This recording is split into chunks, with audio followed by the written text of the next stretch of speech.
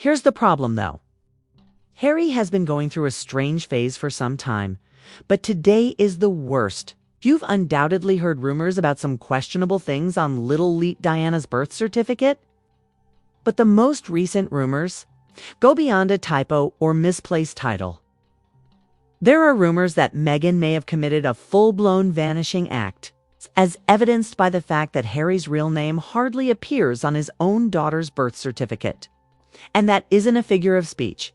In fact, it isn't there. Now, take a moment to consider that your name and legal identity are being removed from one of the most significant papers related to your child's existence. According to rumors, Libet's birth certificate lists the Duke of Sussex as Harry's last name rather than his legitimate first and last name, the one that the government really acknowledges. The crazy thing is that this wasn't an accident by a sleep-deprived hospital clerk. Rather, it looked deliberate and reeked of one person's favorite tool. Meghan's sleight of hand, because while everyone is busy debating royal titles and who should use HR, nobody seems to notice the deeper game Harry's play. First name and his Royal Highness as his last name. Imagine pulling out a passport or any legal ID. In real life with that combo, here's where things become murkier in the UK. Identify being removed from a government record is not a royal debate. It's legal sleaze.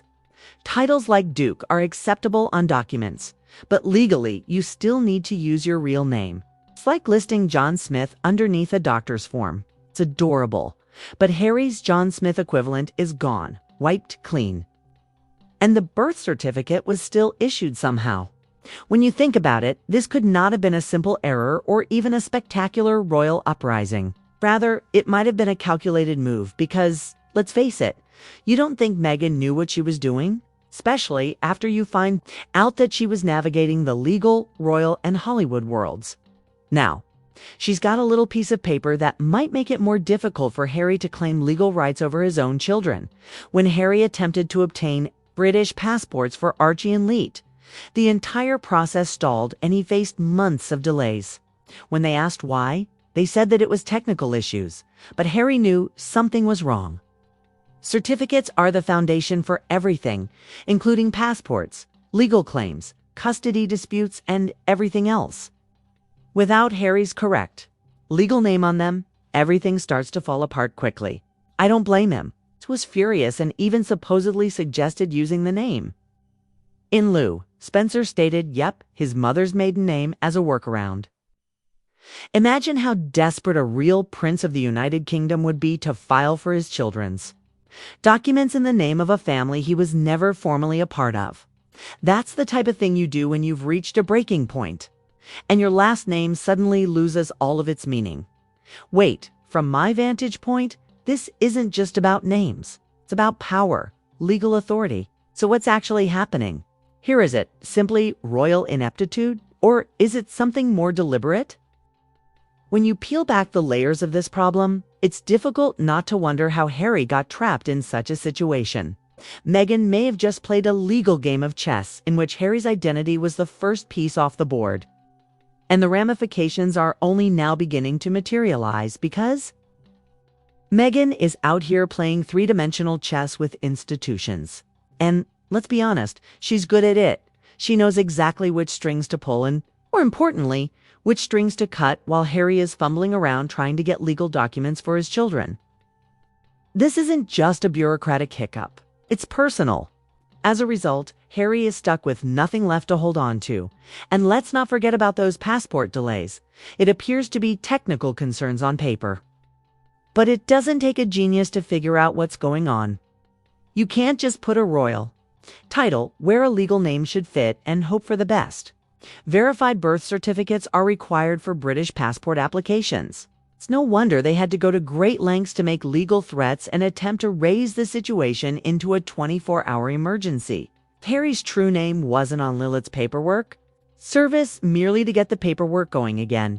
But to make matters worse, Harry allegedly insisted on including their royal titles HRH on their passports, which was enough to stop the process in its tracks. This is especially true given that The royal family had previously made it clear that Harry and Meghan are not allowed to use those titles for public or commercial endeavors. But Harry appears determined to maintain that. The final remnant of regal identity there is a sense of desperation in his actions, even if it means pulling his children into the muck with him. It's not a guy who's just irritated, according to reports, because he even threatened to request all internal data related to the delays. He wants receipts because he knows something is being concealed. And that's when it dawns on Harry that he may finally be realizing that the control he believed he had isn't actually there. Any more Meghan isn't just steering she may have been. The original builder of the ship and legal documents indicate that she re-registered it. You cannot simply disregard the fact that a birth certificate lacks the father's real name. It must be legally registered. This is a procedure that requires you to provide proof, obtain consent, and essentially redo one of the most significant documents in a child's life. Behind the scenes, Meghan is utilizing HR on business cards. Harry is rushing to ensure that his name is legally associated with his own daughter. But this situation becomes even more dire when you consider the larger picture. According to the law, if Harry ever wanted to travel with the kids, say, to the UK without Meghan, he would need her written consent. If Meghan declines, he is stuck as a prince who cannot even board a plane with his kids unless the woman in charge of the paperwork signs off. And the most disturbing thing is how invisible Harry is becoming in all of this. He has lost his entire royal identity and may now have lost his legal clarity as a parent. Meghan, meanwhile, keeps her cards close and her hands clean, whether on purpose or by accident, and she is sitting in the most important position, holding the key to the children, the paperwork, and possibly even Harry's remaining Harry may still wear the title. But when it comes to real power, he has been outmaneuvered. The man who once stood just a few feet from the throne is now circling his own family, watching as legal documents, travel permits, even the basic right to be a father are entangled in red tape and royal politics. The monarchy isn't the only thing erecting obstacles. The life he helped create is beginning to enclose him. Examining the specifics reveals that the birth certificate issue was never just about formatting. Rather, it was about setting a precedent for the law. This is because, whether Meghan intended it or not, when a document as important as your child's birth certificate leaves out your full legal name, you've already begun to remove yourself from the story. As a result, Harry's status as a legal parent was obscured, not completely removed. The lack of a fully confirmed parent on a birth certificate creates gaps that are more significant than most people realize in circumstances involving custody issues or overseas travel. Courts, consulates, and government organizations deal with legal identification rather than titles. So if Harry and Meghan ever got into a fight over the kids, God forbid, during a divorce or separation, he would be beginning from a disadvantaged position. There's more to caring about your grandma than simply the legal disadvantage. It's also the symbolic erasure. Harry continues to wear a royal title in public, but he is increasingly fading into obscurity in the records that truly count, those that outline motherhood, travel, and inheritance. Meghan, on the other hand, has established a new system of power that is based on strategic placement, legal control. An extremely calculating grasp of optics examine how the media has contributed to this. Reports about the couple's use of royal titles in commercial transactions, media appearances, and even branding are constantly being made. But no one appears to be questioning the legal irregularities that are being overlooked.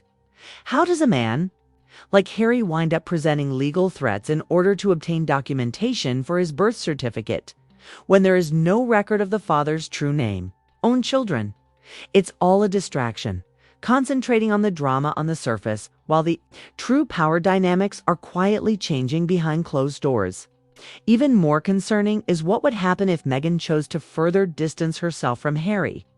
Given current travel regulations, she might prevent him from leaving the country with their children.